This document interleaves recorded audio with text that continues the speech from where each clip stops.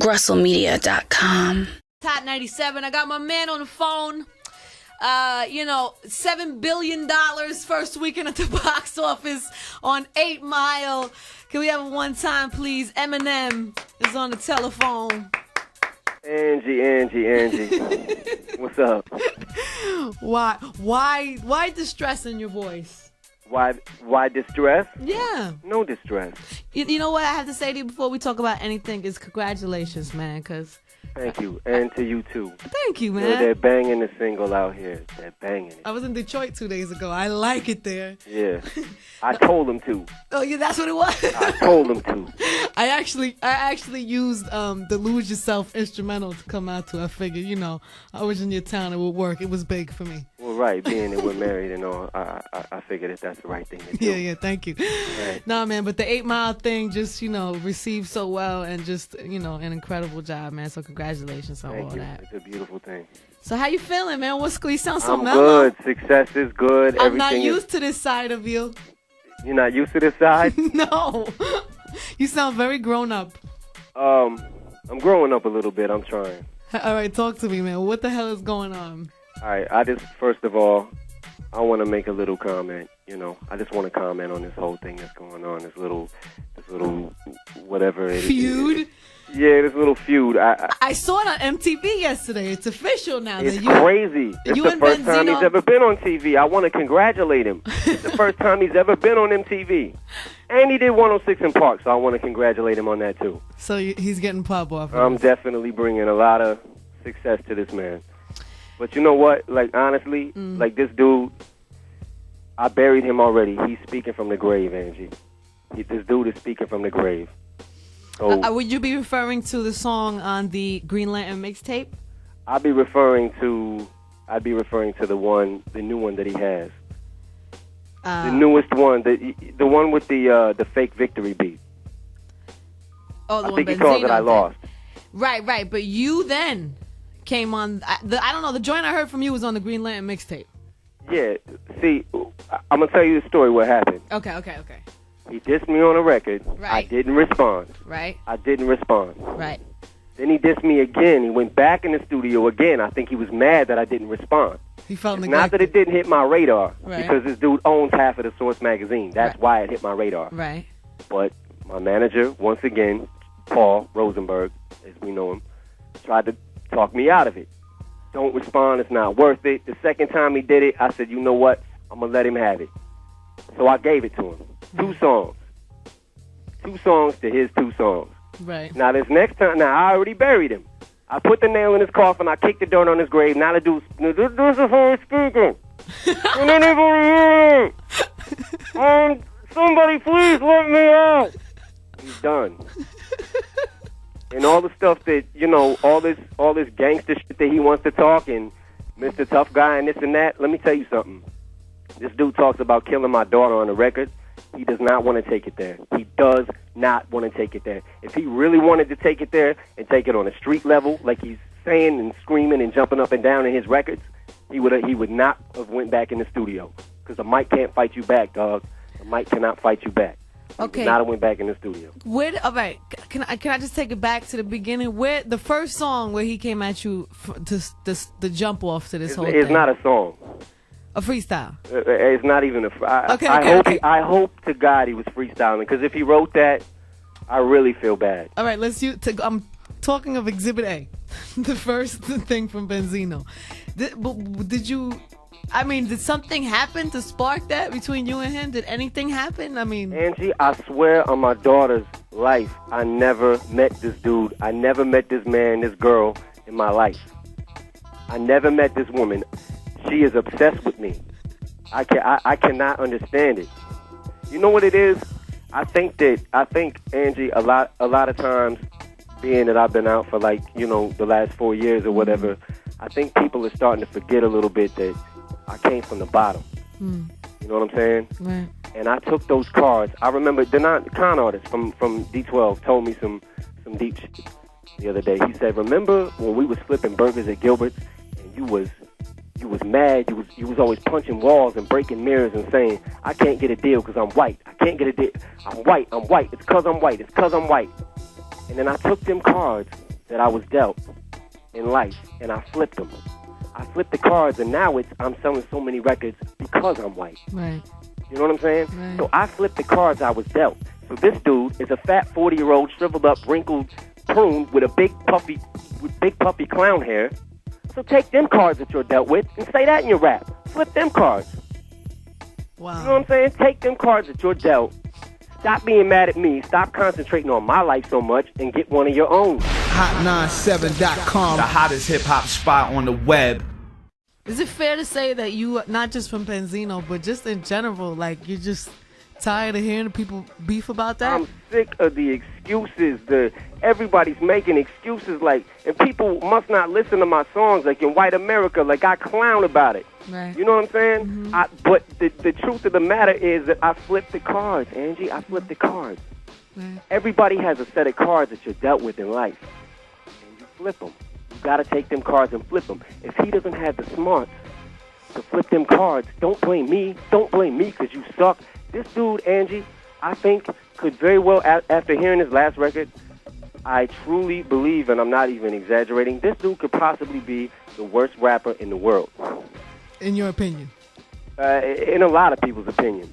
But I'm serious. Like, I never thought I would see the day where I met or heard the wackest rapper in the world, because I've heard a lot of whack rappers, but he very well possibly could be the worst rapper in the world, going against one of the best.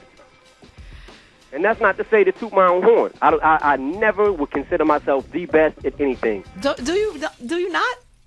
Because No. some people would consider you right now the best out. I would not consider myself the best out. Who is? You got Jay-Z, you got Nas, you got 50. All of them guys, all of them Redman, all of them guys are the best at what they do. Right. You know what I'm saying? And I think a lot of times, maybe it fucks with people's mind a little bit that I'm not only rapping, but I'm making the beats too now. I'm making the beats, I'm doing the producing, you know what I'm saying? That means you're getting a lot of money, and some people get tight about that. And it's not even about the money, because I have yet to charge for a track. Really? I did a track for Jay, I didn't charge. I did a track for Nas, I did a track for Exhibit. I don't even charge for the tracks. I'm free. If I respect you as an artist, and I like your shit, I'm going to give you a track. I'm going to give it to you, because to me, it's not about the money. It's about hip-hop. Hot 97. Hot97. Eminem is still on the phone. I have a million questions about the whole 50 Cent thing, but let's pick up where we left off before, just for a second. Going back to what we was talking about, as far as... If you just tuned in, Eminem's on the phone. He's kind of talking about his side, his perspective on this whole thing that happened with Benzino. And, you know, I guess they say that when you hit 40, that you go through your second childhood. So I think that's what this man is going through. It's his second childhood. But I haven't got there yet. Did you And ever I know, speak? Have you ever spoken to him? I've never even spoke to this man. You can't speak to him because he records conversations. I might. What if I call this man and I threaten him over the phone? How do you know that? How do you know that? Huh? How do you know that? Because he took a tape. He called Paul and was taping him. Was taping Paul the whole time. And Angie, you know Paul. Paul's not a fighter. Right. It's Paul's job to de-escalate the situation. Right. So he took that and was screaming at Paul and put it on the beginning of the song. Ooh. You heard that, Patty? Now, that man is not talking to me. He's talking to my manager. It's my manager's job to de-escalate the situation. Right. I'm on probation. Paul has seen before how I've reacted to certain things and thought he was doing the right thing by trying to squash it. This dude is trying to play dirty pool. Wow.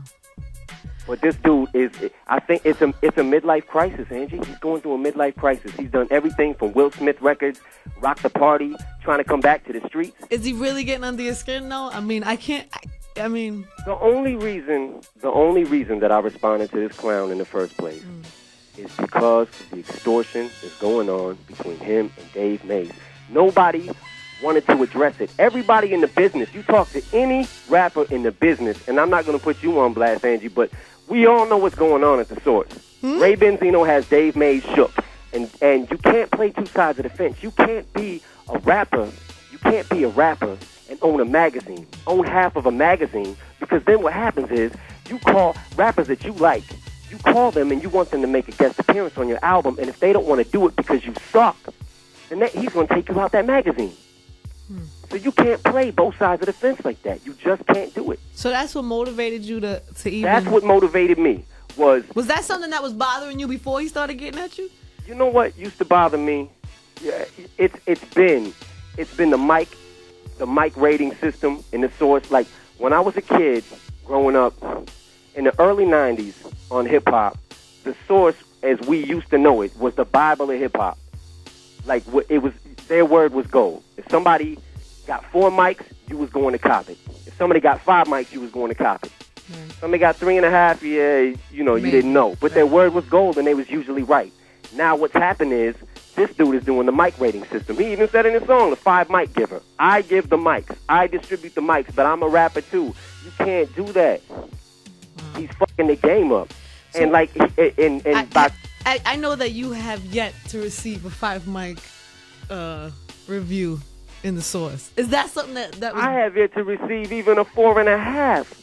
Everybody gets a 4. Everybody, like, that's the standard now. That's the standard. If you get a 4.5, that must mean that Benzino wants you on his album. You know what I'm saying? And as far as, like, my contribution to hip-hop, him calling me a culture stealer and an invader and all that stuff, as far as my contribution to hip-hop, what was my contribution to hip-hop any different than Dave Mays and Jonathan Schechter when they started the Source 12, 13 years ago? Was to make hip-hop bigger and expand it. If I can take hip-hop and open more white people's ears to hip-hop so that artists like Nelly and Ja Rule and Jay-Z and Cameron and Ludacris and Nas can sell more records, then that's my contribution to hip-hop. Right. You know what I'm saying? Right. I'm only being real. And I swear to you, Angie, this dude he can scrounge up change and call you from a payphone after this interview, and he can scream, he can jump up and down, he can scream all he wants, he can go in the studio and make 100,000 more records about me and base his whole life around mine.